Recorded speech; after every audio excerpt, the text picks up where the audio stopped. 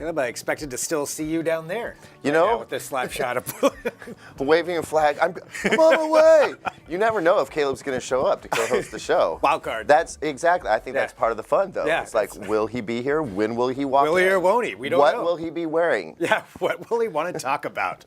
All of these things are part of the mystery. Will he be a little bit drunk? It's possible. We don't know. It's possible. Every day it's a mystery. Hello, everyone. This is Digital Trends Live. This is our daily show here from Digital Trends, where we talk about the trending tech topics of the day and bring you all kinds of interviews and fantastic things we're going to be talking about today. Let's kind of run down the list of what we've got. So, in just a little bit here, we're going to be joined by Kim Wetzel, our smart home editor, who's going to be here with me to talk to Kurt Beidler, who is the GM of Kids and Family at Amazon. So the Kids and Family division at Amazon, the phrasing I just used sounded weird, but he is the GM. I manage all of the kids, all of the family. All of the kids and all the family. But no, he really is. It's really cool. So we're going to have him on here for talking about Amazon Free and some different things that they have going on.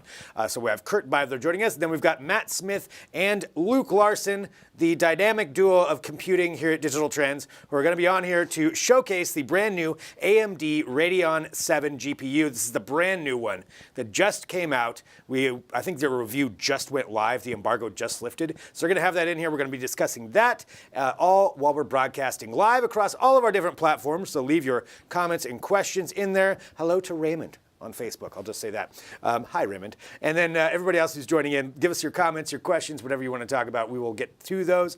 I'm Greg Nibbler, and joining me, it is the one and only Caleb Dennis. How's it going? Doing well. Good to see you. Good How to are see you everybody doing? out there? I'm doing well, for a Thursday. Yeah. I'd say things are going pretty swell. Excellent. There are a lot of tech companies doing stupid things lately, which is interesting, I guess. Yeah, there is. In the absence of brand new products coming out, Right. constantly this new thing that you're gonna have to check out. Although I'm kind of excited about that graphics card. Yeah. It's just tech companies doing wildly befuddling things. Some things, yeah. Yeah, if they're not violating our privacy, they're making gigantic purchases of companies you've never heard of for millions of dollars. Yeah. And nobody gets it. I think we have a little bit of that today. We do. But we will be getting to that. outside of all that mess, I'm great. Well, let me give you some hard-hitting tech news right now of what is trending, and this actually is what's trending. Caleb, I know you'll be excited to know, so we'll get our tech headline and then we'll go into Read 'em and Weep. This is the biggest trending story right now as of this morning. Has to do with the Unicode Consortium, which I just love that name, announcing that 59 new emojis are going to be released for 2019.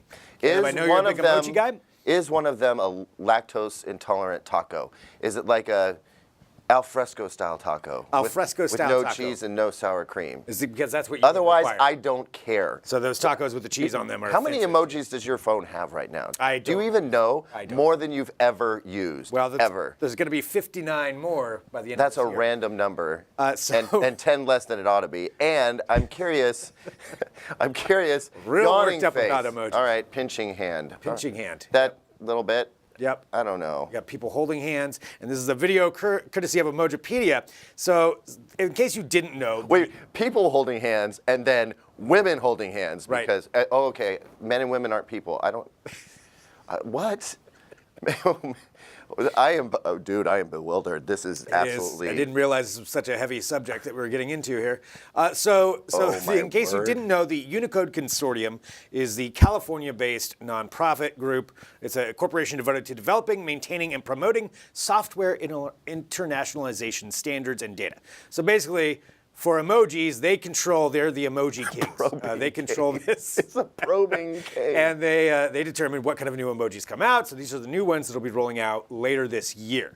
Now they said it's going to be kind of a slow roll because each company takes them and then adopts them or adapts them for their service, which is why when we had the Google beer where the foam was above the beer and didn't really work out. So that's how that works. So the different phone companies will take these and then Oyster. roll out. Oyster looked real interesting. Yes. There were a lot of emojis having to do with disabilities there. There were, motorized yeah. wheelchair, probing cane, which, okay, I guess maybe that's the technical name for it. So Right. let's not have too many jokes. Yeah. But I'm wondering, that's interesting. I'm kind of curious what you would use those for exactly. Well, I mean, I think maybe we're not the target demo for this, but it is it's a big release. So it is Yeah. changing things up. At least they're trying to diversify the emojis. That's fine. That's good. No, I'm just curious. You know, some of those were just, I don't know. Maybe I'm not an emoji guy. Yep. Over my head. Emoji guy. Having an old man moment on DT Live this morning. Nonetheless, that was the tech headline today. So that was what most people were talking about this morning. Let us know how you feel about emojis right now. All right, let's get on some Read 'em and Weep. Yeah, that's this my is a favorite segment that we can really dig into. Yeah. So Read 'em and Weep is the part of the show where we go through the comments and questions, various comments and questions that have shown up over the last little bit here on Digital Trends across our different platforms, because we read them and sometimes we weep about them. But regardless, we want to see them. So we have a few here that we've pulled. I do not see these beforehand. I actually wait until we do these live on the show, which can be great or terrible, depending on what happens. But nonetheless, that's kind of how we handle these. So let's take a look here. Rich, my evil resident. Would you let your kid play with this little Sophia robot doll? Don't be afraid, kiddies. It's just the start of Skynet. I know what that is. There's an article at Digital Trends. If you haven't seen it, go there and let it haunt your dreams. Oh, yeah. Yeah, this thing is this thing's terrifying. It's yeah, and I have to agree with this comment. We've seen a lot of interesting robot tech, and there's always that kind of sort of vibe, like, oh gosh, yeah, we are kind of moving towards Terminator world, but this is next This really level. puts it into, yeah. Definitely check this out if you haven't seen it already. Yeah, go to the website. As soon as this show's done, open up a separate window right now. Go there, take a look, and you'll know what we're talking about. Little Sophia is terrifying. Okay, let's go to Blanc Owl. How to mine $1 million of Bitcoin using just a laptop. Next video, please. How to mine Bitcoin at a loss for eternity. I feel like that's what that article already is. Like, if you're, I mean, yeah, that's a whole lot of electricity, whole lot of heat. Yeah. Dude's got a good point. Yeah. Well, I mean, have you tried to mine for Bitcoin? No. Okay. No, and I don't think I ever will. It just doesn't seem to make a whole lot of sense. Okay. All right. So Caleb is a no on the Bitcoin. I mean, yeah, go cryptocurrency. I'm all for it. But like these mining rigs just take up tons and tons of electricity. You have to keep them really cool. Yeah, it's true. It does take up a lot. If you are doing it with just a laptop, like it's going to take forever just for you to mine like 5 cents. You know, 5 cents worth of Bitcoin. Well, you can definitely take a look there at digitaltrends.com and check that out yourself. If you want to go down that road, Matthew Brown regarding real-time fact-checking is coming to live TV, but will networks use it? Who fact-checks the fact-checkers? Who will watch the watchers? Very good question. And actually, I think I should, at this point, let you know that coming up later today at 2:30 p.m. Pacific, we have our Roundtable podcast, Trends with Benefits, where we're actually digging into that exact question. Like, we're going to be talking about that and who does.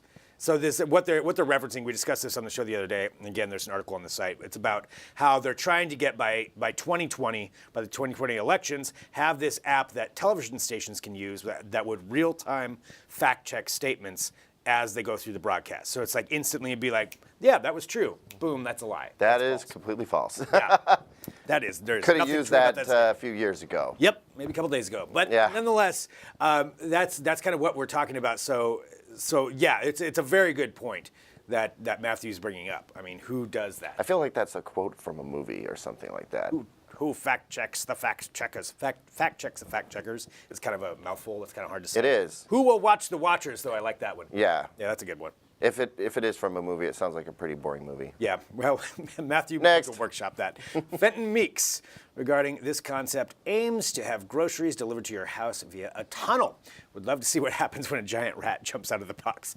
I'm actually unfamiliar with this story. We do have a lot of coverage of Digital Trends. I have not seen the groceries delivered via a tunnel. I haven't either, but what is it with tunnel? I feel like tech is going back to like when we're 6 or 7 years old. Like Elon Musk wants to bore tunnels all through LA. These guys want to deliver groceries through a tunnel. Yeah. Like, did you ever want to dig a tunnel to China? No. Are you serious? Wait, to dig a tunnel to China? Well, not literally to China, but like just dig a deep digging. dig. Well, I suppose so. Yeah. Well, or just dig a secret tunnel to get somewhere. Yeah. Well. Yeah. Okay. I mean, sure. The hole is just the start of a tunnel. Like, if you don't make it to the tunnel, then my imagination wasn't big enough for that. you weren't. I'm kind of tired of this. All right. Once again, I learned something about myself. I'm the only person in the world who wanted to dig a tunnel to China, and I'm the only one who thinks that tech is regressing back to like elementary school days. Everything's going to be made out of cardboard now. And secret passages, man. Yeah, they're super cool. Keelan says because we don't want a city full of visible tubes sending stuff everywhere. Yeah. All right. Like the old pneumatic tubes at the bank. I'm wondering if that's how that works. Like I miss those. I miss the sound of those. The big sucking and whoosh sound of something. And they would give you little lollipops, at the bank back in the days. Man. Wow. Can we just go back to the 80s? I think that's what I'm getting at. And did I just break something? You did. That was you. That was all you. No one else had ever broken that. I just broke a piece of the set. Yep. Man, so we it's are officially on camera. Caleb broke it. Breaking records. Wasn't me. And Charles Finley props. regarding new technique could allow astronomers to send messages through the void of space. String theory should work. Just put a tin can on each end. Okay. All right. I see what you did there, Charles. I get the string theory, what you did, and a tin can on each end. That was good. That was solid. Yeah. Yeah, that was pretty good. So Charles is a winner. Bring him back. Yeah. Yeah. Well, Charles, thank you very much for your comments here as we go through talking about the different Read 'em and Weep headlines that we had. Let's go on to some other tech topics. So part of the things that we like to do here at Digital Trends during the morning, run through some of the different headlines that we have regarding tech and regarding what's kind of trending and what people are talking about. There is something that came up this morning having to do with another leak, supposedly, from Samsung. So if you don't know, Samsung's Unpacked event is coming up on February 20th. It's where we're probably going to see the Samsung S10 and all the phones. There's also the Galaxy Watch. Well, this is the Galaxy earbuds. So the Samsung Galaxy Buds, which may have been leaked in an image that we got that we're showing at Digital Trends. My question here, so there's a few things about this. Samsung, in theory, could be the biggest player, I think, to compete with the Apple AirPods as far as in that range. Or what do you think, though? You are definitely. You've already sensed that I doubt that. By your subtle sigh, leads me to think. I think Samsung's in a better place than they used to be. Yeah. To do this, Samsung. I don't know if you remember this, but they put out a pair of headphones. The Icon X. Or something like that. Yeah, and then before that, they had a pair of full-size headphones that will go over ear. They just didn't sell well. They didn't pick up. For whatever reason, they don't have the same cachet. I realized that the Galaxy brand's really, really strong now, and that's awesome. What might be different this time is that they look to be true wireless earbuds. Put them in your charging case. That might change things up a little bit. But you don't think they have? They don't look like golf tees that's that'll my one hang thing out of with your ears. With the AirPods. I don't like the look of those. Yeah, I don't either. I'm not a huge fan. I tried. I have a pair. I never use them because they're just, I don't know, they're awkward. But I don't know if Samsung's got enough cachet as a brand to make headphones work. And you'd think they could, right? Yeah. Because they are huge, and they are the biggest competitor to Apple in terms of mobile devices. But I don't know. I don't know. I'm going to be a doubter, and I hope they prove me wrong. Because if they're a great success, that's awesome. Yeah. They have been making great audio products. I'll say that. Lately, they've been making amazing sound bars. But headphones, I don't know. Okay. We'll have to see. Yeah, I would love to try these out because, that is the one thing for me. I do not like the look of the AirPods. I mean, I know that's kind of a minor issue when you're really looking for good sound. But if somebody can actually come in and compete in the price range. You know what? And there are a couple of companies that are doing this already. I'm not discounting, Braggy or any of the other. I'll say this. If they come out with one that has just like unbelievably great battery life, lasts you all day, then I think that they might be able to compete. They might get a little bit of extra attention. For that. Well, that is one of the things you can check out, digitaltrends.com. Let us know what you think. Are you excited about Galaxy AirPods, or is that just something that, or not AirPods, excuse me, that's not what they would call them. Galaxy, I think they call them Galaxy Pods is what they're going for. Yeah, Galaxy Buds. Buds, there. Galaxy I was about to say, if Buds. they use the word pods, they're treading into Apple territory, and that would be bad news. Yep, Galaxy Buds. That is the rumored name anyway. I'm sure that could possibly change, but we'll know more on February 20th at Samsung Unpacked, which we'll have live coverage of that when it goes down. Lots of Samsung stuff I think, coming up over the next couple of weeks. Kind of sounds like something you get at the dispensary down the corner. Cosmic. When you say it like that, it's far out. Galaxy Buds. All right, so let's go on to another tech headline here, something else that's trending right now. This is a report coming out about e-scooters. E-scooters. This is Turns gonna out shock they're you. not that safe. Here is what the report is saying, and this comes from Consumer Reports, who takes a look at a lot of this. And apparently since 2017, there have been over 1,500 e-scooter injuries in the United States. Shocked. Yep. I'm shocked. And guess what? I don't think it has anything to do with the scooters. I think it has to do with the fact that everybody wants to go out, party, get drunk, and roar over the city in a freaking scooter. That's what happens. When the scooters got deployed here in Portland in that trial, I had a couple of buddies say, "Hey, let's go on a pub crawl, and we'll go from place to place on those crazy scooters." And no, I think that the accidents. Look, I know that some of them involved crossing paths with cars, and there's the question of, do they go on the sidewalk or do they go on the street? It's a little bit of both. They're unpredictable. They're not really following traffic laws a lot of the time. So I'm sure there were other factors involved there. But I guarantee you that a large percentage of those wrecks happened because people were having drinks. They got drunk and they fell off a scooter. I mean, that could definitely be part of it. So the way this report came out is that Bird and Lime, so two of the leading companies for e-scooters, so this is actually here in Portland, Oregon, is part of why this was released. So Portland, which is where we're at, they've been running trials with this. And Portland required them to submit safety incidents for all markets they operate in to the Portland Bureau of Transportation. And through a public records request, that's how Consumer Reports got this. There's some pictures there of people with their thoughts on scooters. Yeah. Which there's a whole Instagram account you can follow based on this. Oh, wow. That is not from Portland, I don't think, although maybe it could be. That definitely could be from Portland. It could be. That one's my favorite. But anyway, so this report went into the Portland Bureau of Transportation, talking about this, about how they've had all the injuries. And part of it, they're saying, is because of the fact that, you're technically required to wear a helmet, but who walks around with a helmet? Nobody's walking around with a helmet. You have people who don't know how to ride them. You have probably some people having some drinks, like you said, and you have people just driving around like idiots into traffic. I mean, that's part of, all of these things are part of it. So, but they're not going away. I mean, we're going to be seeing more and more of these. Uber's investing in it. I think Uber invested in Lime or Bird, or it's all happening. It's all going to be part of the transportation ecosystem for a lot of cities. I think. I don't think these things are going away. So as far as the safety side, I don't know. They have to start coming with helmets. A helmet attached to it, something like that. I don't think There's got to be a way to do it. I don't think that would be a bad idea. Yeah. I mean, we require people on bikes to wear helmets. Right. In the city, and I think that you ought to have one for a scooter as well. Also, just maybe a quick IQ test before you hop on that sucker to make sure you're not a complete moron, because it's really not that hard to operate a scooter. It does not go that fast, and I really have a problem with saying that scooters aren't safe. No, it's the people on the scooters. George says, a novice scooter rider going too slow forced me out of the bike lane, which in New York City traffic is way dangerous. Yeah, that's a good point. Yeah. Yeah, because where do they go? Do they ride in the bike lane? Do they ride on the sidewalk? They shouldn't do that. No. Do they ride in the street and then they're just annoying? Or they're going to get hit. I mean, to be honest, it's just not safe.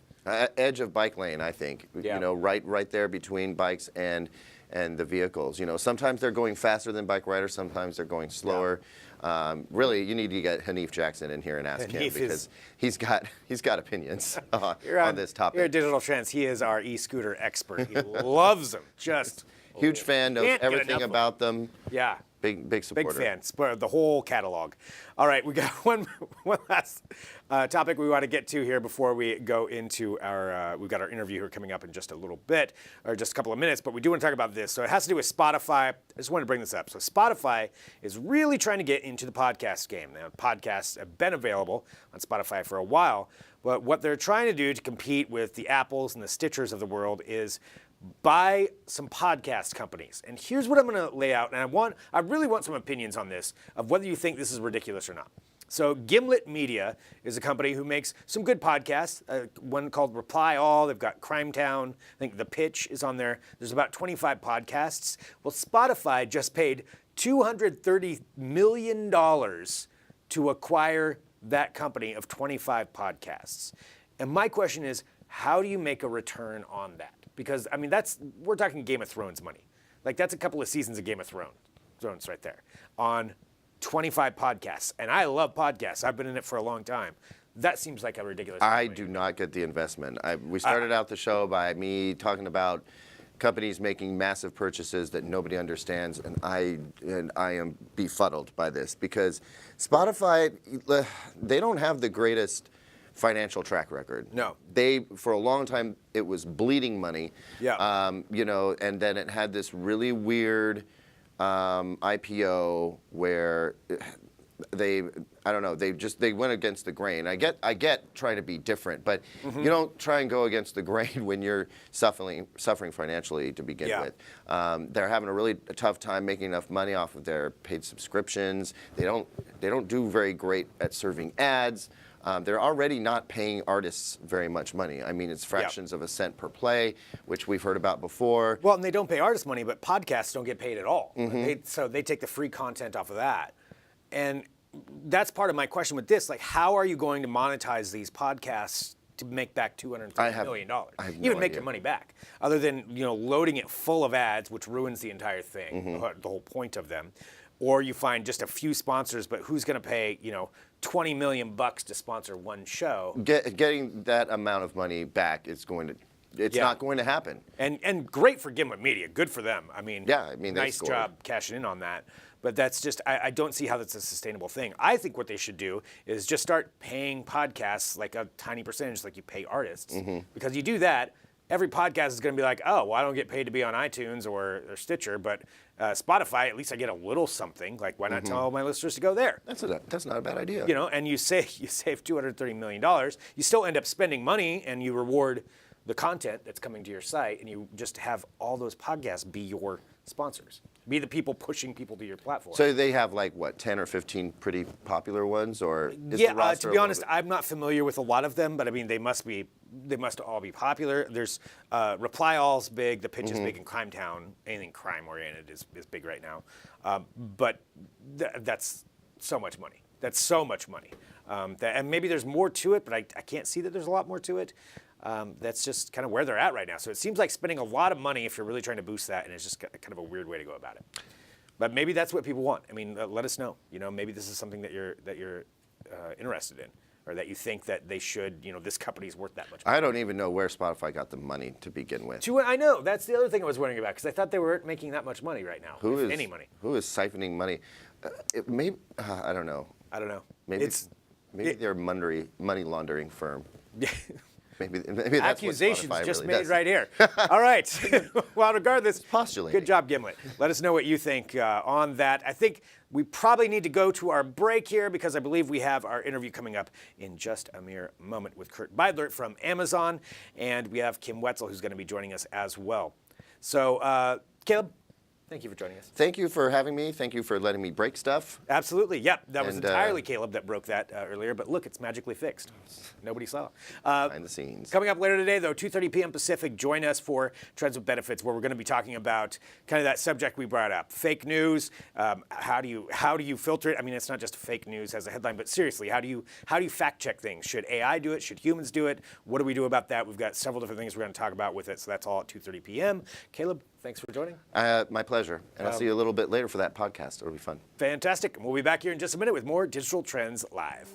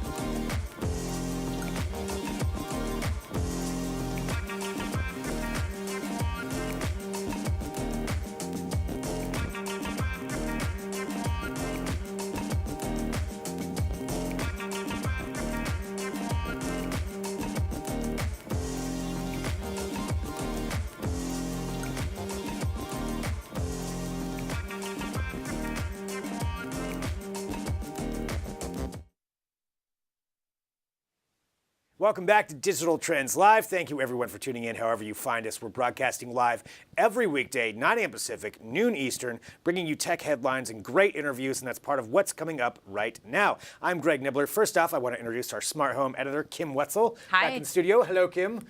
Thank you for joining us. Absolutely. It's my pleasure. It's fun to be here. Well, we have a great interview lined up right now, so let's go ahead and bring him on. So, from Amazon, he is the general manager of kids and family for Amazon. It is Kurt Beidler. Hello, Kurt. Hi, everyone. Hi, how you doing? I'm doing great, thank you. How about you? Doing good. Are you up in Seattle right now? I am indeed. Okay, cool. We're down in Portland, Oregon, so not too far away. Is it going to snow there this weekend, too? That's what they're saying. Right now, it's sunny and beautiful, so we'll see if it holds. Same here, yeah. Well, when it does snow, you know what you want to do is you want to watch stuff online. I mean, that's kind of what happens. Right. Or if you have a kid like I do, you park them in front of their Kindle. Yeah. and use free time unlimited with them. And let's talk about that. So we're talking about Amazon content and programming and the different things you have for families and kids. And let's bring up maybe first to explain to everyone maybe what Amazon free time is. Yeah, absolutely. So free time is the free parental controls that we ship with all of our tablets and also on our Echo devices. And what it does is it allows parents to set up an environment for their kids, a separate profile that they can then control access to, set time limits, bedtime, and so on, and also add content into that they think is going to be great for their kids. So free time is available on our devices and it's free. Free Time Unlimited is a companion product, which is a digital content subscription service. It comes included with some of our products, like, for example, the Echo Dot Kids Edition and also the Kids Tablet. Free Time Unlimited includes an incredible amount of content, so tens of thousands of videos and apps and books, and also skills, music, podcasts, etc. I think that's kind of something maybe to get into that just a little bit, just about the different content that you're curating for it. So what kinds of things? I mean, you briefly mentioned that, but maybe we can go in just a little bit more. Yeah, definitely. So it really varies by the specific device that you're enabling Free Time Unlimited on. So let's take the tablet, for example. This is our kids tablet right here. So on the kids tablet, Free Time Unlimited includes videos, apps, ebooks, also Audible books. And these are all premium properties that we go out to content providers and we curate. Everything is educational and also entertaining. And if it's an app, for example, it has all of the in-app purchasing and ads removed. So everything is appropriate for kids and also safe for kids. We also tag all of that content with age-appropriate data. So depending on the age of your child, you can decide which of those things are appropriate for your 4-year-old or for your 8-year-old or for your 12-year-old. And then Free Time Unlimited on the Echo device, this is the Echo Dot Kids Edition right here. In addition to that stuff, also includes skills. And if you haven't tried a skill on Alexa, it's basically the equivalent of like an app on your phone. So we have all kinds of educational and entertaining skills for kids, podcasts for kids, kids music, Audible books, and a whole bunch of other stuff that we continue to curate and add for kids. I have the Free Time Unlimited Echo Dot Kids Edition, and I got to tell you, it's great for my 4-year-old. Yeah. Before he's very adept at talking to Alexa, and he, of course, because he's 4, but he used to ask for music, and would sometimes, with the regular version of Alexa. Sorry for those of you, I just set your devices off. He would stumble on some inappropriate music. And so now that we have Free Time Unlimited built in, it gives me such peace of mind. I really, really like it. Yeah, as part of launching Free Time on the Echo device, we actually built an explicit language filter. And so any song that has explicit lyrics is simply will not play on the kids' device. That's interesting. So it's just an algorithm that kind of figures that out, that does the searching, or do you have people actually going in and being like, no, I'm going to say no to this one or yes to this? Or yeah, it's based on what's in the lyrics. So there's words that are not acceptable, and if those show up in the lyrics, then that song won't. So what other kinds of things, where do you envision this going? So right now, we have these different aspects to it. Do you anticipate expanding this to other devices, or how do you see this going in the future? Well, we're going to continue to, respond to customer requests and continue to explore in this new area. Kids on Alexa is obviously K1. So we continue to add new features all the time.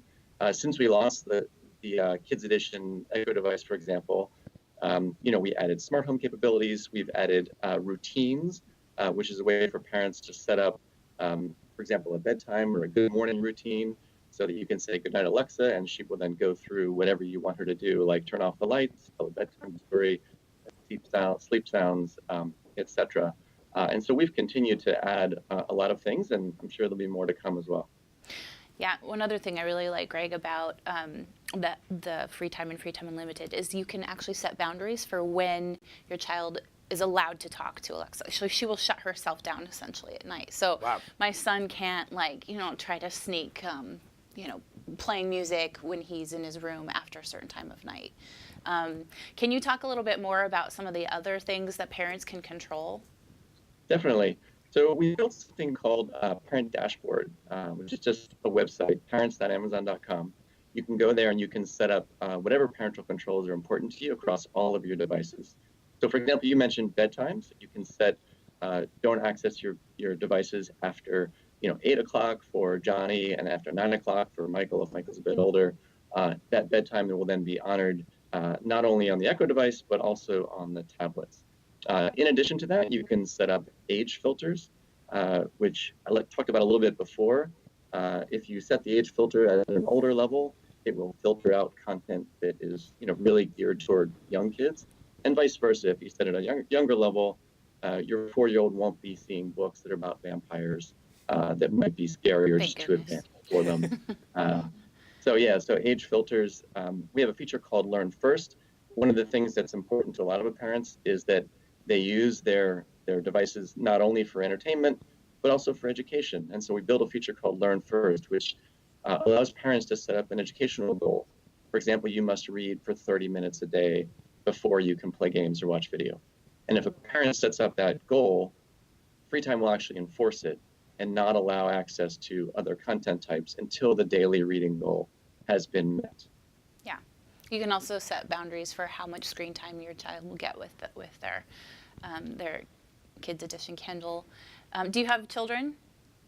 I do have kids, yes. So how do they feel about when they reach their limit on that on their Kindle for screen time? Yeah, my kids are a bit older now. Okay. They're actually in high school, yeah.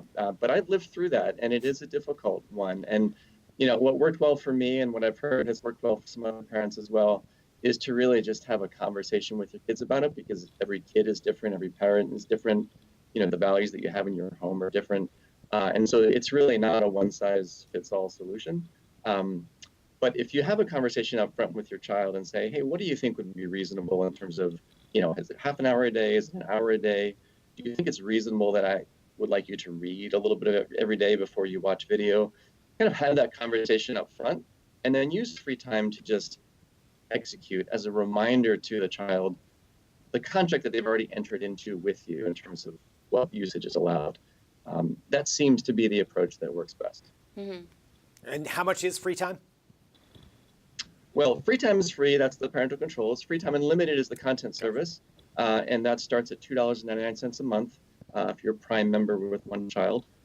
You can also purchase it again as part of a bundle.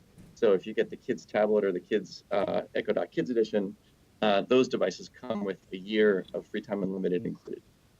Very cool. Well, Kurt, thank you so much for coming on here today and taking some time to talk to us about this. It's really interesting where this is going, especially for children.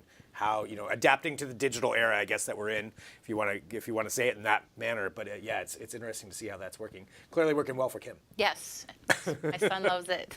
So thank you. Well, thanks for having me. It was a pleasure. Thanks a lot. All right, that's Kurt right there from Kurt Beidler, who's the GM of Kids and Family at Amazon. So thank you very much for joining us.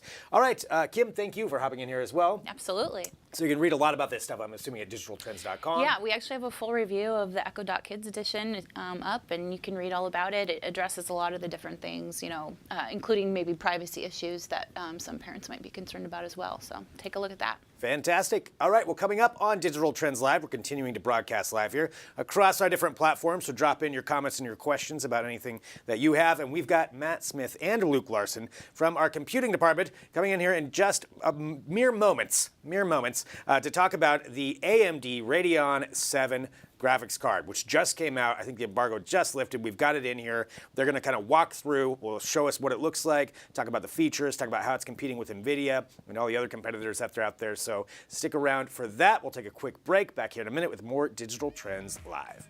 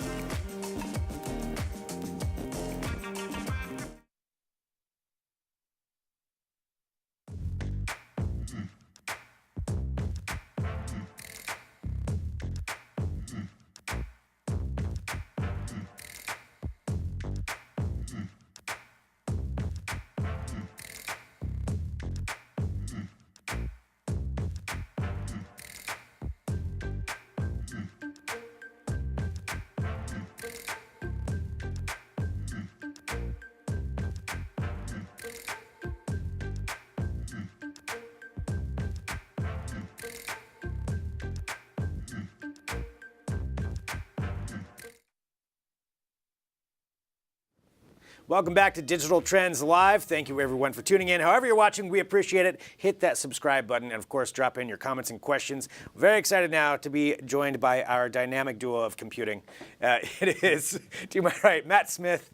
Hello, Internet. Hello, Internet. And on the end, Mr. Luke Larson. Hey, hey. Hello. So it is a big week for graphics cards.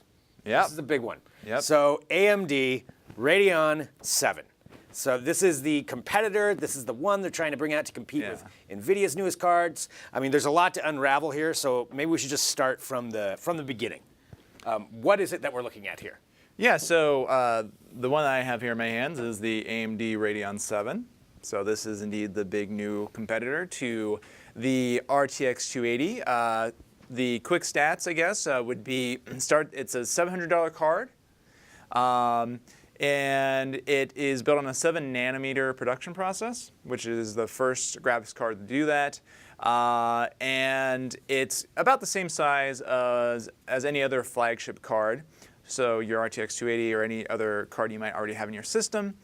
So it's going to fit in most gaming desktops, no problem. You do need two 8-pin power connections because this thing does use quite a lot of power. So you got to keep that in mind.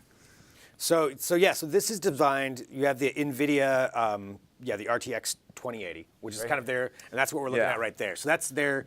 Was that the top of the line for NVIDIA? No, there's one more above that, which is the 2080 Ti. Okay. And that's kind of the high end. Expensive. It's kind of out of the. I mean, even these are expensive, but that one is really like out of the normal range of what a normal person would buy on it. What even a high end user? Yeah, would even buy. a high end. Something I say in my review is that these, I think, the 280 and the Radeon 7 are the real flagships. Like, there's the RTX 280 Ti. That does exist, but it's how many people have it's that? entirely impractical for most people. And if you go look at like Steam hardware stats, the RTX 280 Ti doesn't even show up on the survey list because it's just like one of those other cards because so few. It's like, oh yeah, and there's this. It costs more than a lot of people spend on their entire desktop. It's very expensive. Yeah, so these are really the if you were going to say, oh, I'm going to go nuts and get like a really good graphics card, these are the ones you'd actually probably look at, not something that's over $1,000. Well, and the AMD, so the Radeon VII just came out. Yep. So It's, is it for sale embargo was now? lifted on that. Yeah. Okay. Yeah. I haven't checked Newegg, and sometimes these things can have a bit of a delay. Right, Or yeah, they if sell somebody's out buying them all up, immediately. yeah. That's also very common, but it should be, in theory, available now. So with something like this, what can you run? What can you power? Like, what's the actual usage? Yeah, kind of pretty much anything is theoretically capable of being powered on something like the Radeon VII. We did a lot of testing with this, and I think that the real takeaway is if you have a 1080p monitor and it's a really high refresh rate one, 144 hertz, and you want to power that somewhat consistently near that or above that refresh rate, Yeah. this is a good card for that. Because we did a lot of testing at Ultra 1080p, and we saw a lot of those frame rates that were coming in between 110 and 140, depending on the game. And also, if you have a 1440p monitor, and that's a more common monitor among hardcore gamers, and you want to run everything with all the detail on, and it's not a high refresh rate, then this is also really good. This is going to handle that no problem. You're going to get above 60 in just about everything at every detail setting. You can do 4K on this, but you are going to have to make some compromises. Really? Yeah. Every now and then, depending on the game. Like if you want to run everything off of this, so 4K. Yeah, Not yeah. If you want to run 4K, some games you're going to have to be happy with like a 30 frame per second target, which not all PC gamers are. PC gamers really like their 60 frames per second. So that's part of the compromise you'd have to make. Can you do that with the NVIDIA? What's the refresh rate on that if you're running 4K? So at 4K, these two cards are fairly similar, although in our testing we did give an edge to the Radeon VII overall. It did end up coming a little bit quicker in our benchmarks. We found, interestingly, that in the games we ran, the Radeon VII had a bigger edge at 1080p than at 4K, which is actually the opposite of what AMD's marketing this card as, funnily enough. There seems to be something interesting going on with the test system we used, which is it's a Threadripper, which has a lot of cores, but not as much per core performance in this particular card. So that's kind of a complex topic to dig into, but that's what we ended up finding in our testing. And but whatever resolution you wanna game at, it's going to be a pretty good pick. You're going to be able to do it with that. Yeah. Which is kind of a new thing. Like, I think the reason why this is a big deal is because, so this is the Vega 64, and this was their previous high-end competitor. Yeah, that was the top of the line. Top of the line, and it was just it never quite got to the level where it was actually competing with NVIDIA's top graphics cards.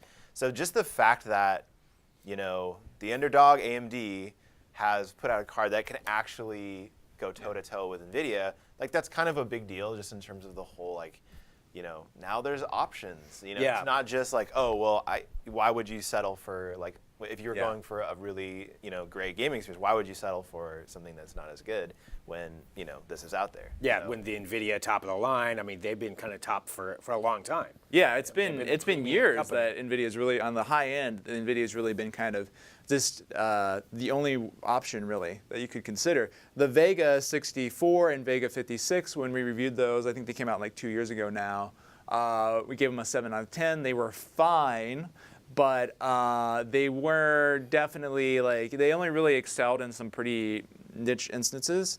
And generally speaking, we had to, recommend at that time, like a GTX 1080, 1080 Ti would always be the go-to.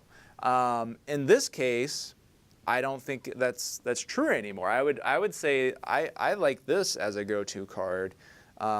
I mean, it'll actually... Really? So you would pick this over the NVIDIA? Like if you put these toe-to-toe, the RTX 2080, Radeon 7. Yeah, and I'm really interested to see how this shakes out pricing-wise. Because, so this came out at $800, basically. It was $799 for the Founders Edition.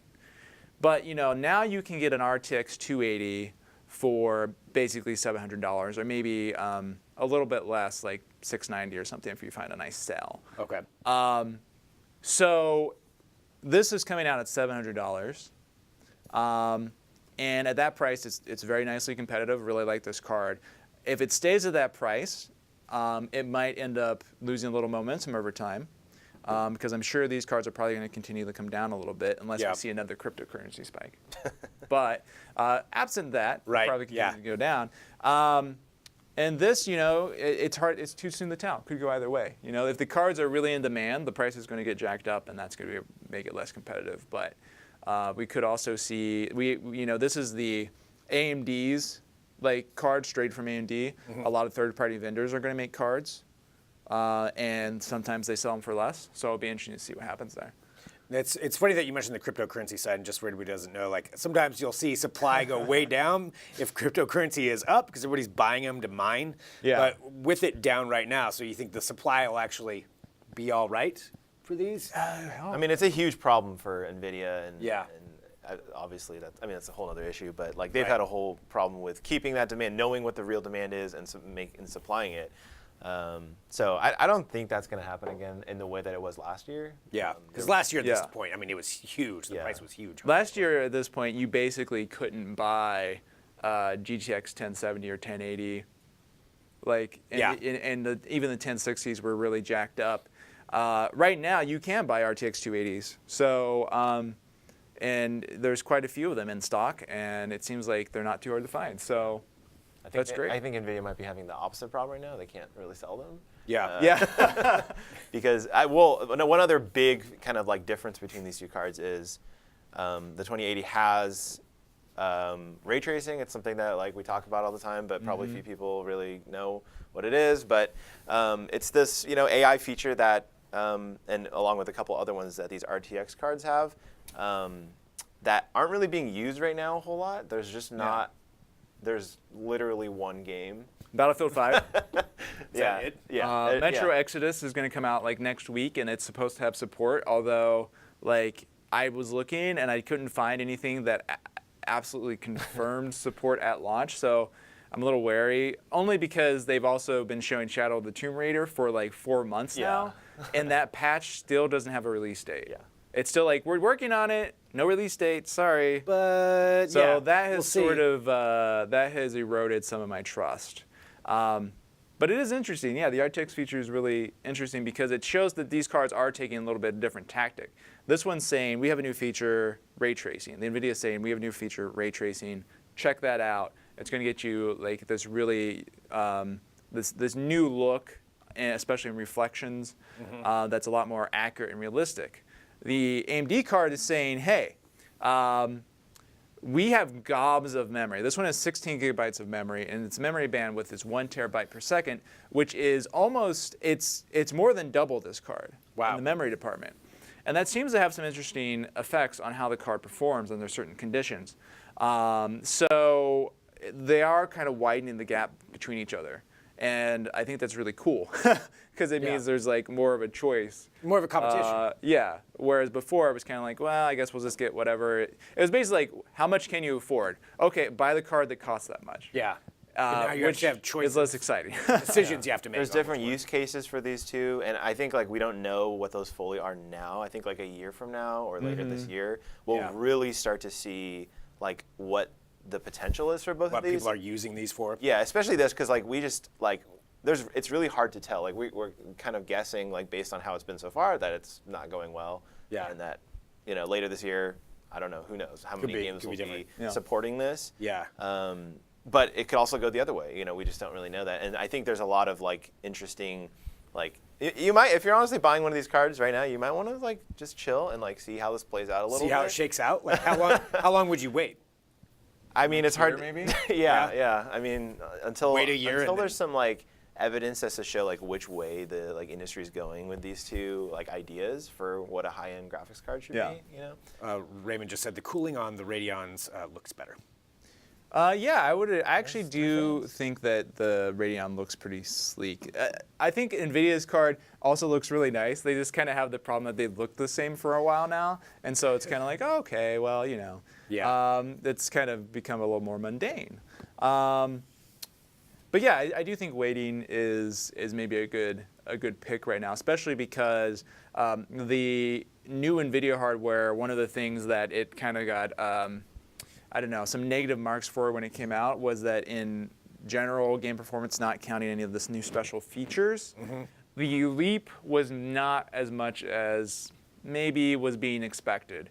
And if you have a GTX 1070 right now even, I don't think there's anything that's really pushing you to have to upgrade. That card's still fine. No, very similar to this. Yeah. I mean, the performance is not that different. And you're still gonna, like, okay, if you wanted to go, if you're like, I have to game at 4K and anything else than that is just beneath me, then okay, yeah, then you need to buy a new video card now probably. Right. But otherwise, you're probably okay with what you got. Take your time, let it shake out. Yeah. Well, it's just nice that there's actual competition going on too. Yes, it's got to be an exciting thing just in this era. And so this review is up right now at digitaltrends.com. You can take a look. So if you want to dig in deeper in the specs, take a look at everything they did. There's great comparisons to other cards. I mean, you can get all the information you need right there under the review. So Matt and Luke, thanks so much for coming in here. Yeah, thanks for having us on. Yeah. This is awesome, and I think that we're just going to go ahead and wrap up from here too. So thank you everyone for tuning in to Digital Trends Live. We're here live every weekday, 9 a.m. Pacific, noon Eastern, bringing you all kinds of tech headlines, news. We had Caleb Dennison in here earlier talking about, among things, Spotify paying ridiculous amounts of money for podcasts. Is that good or is that bad? Is that going to help podcast listeners or not? That's something to discuss. We also had Kurt Beidler from Amazon. He is the GM of Kids and Families for their different programs for that at Amazon, and Kim Wetzel in here to talk about that. Of course, Matt and Luke talking about the Radeon VII. Tomorrow on the show, we've got Sky Fitzgerald. Now, Sky Fitzgerald is the director of a film called Lifeboat that is nominated for an Oscar for short subject documentary. So Sky's going to be in here talking about that. So an actual Oscar nominee joining the show tomorrow. We also have Gerard Adams, who's the founder of Elite Daily and Founders. So Gerard will be in here to discuss all of that. Now, as usual, we're broadcasting live. So across all of our different platforms, hit that subscribe button wherever you find it. We are live. And leave us your comments and questions, because we really do appreciate everybody who tunes in. Tell your friends, tell everybody you know to tune into Digital Trends Live every day, and we really appreciate it. And I want to say thanks for joining us, and we'll be back tomorrow with more Digital Trends Live.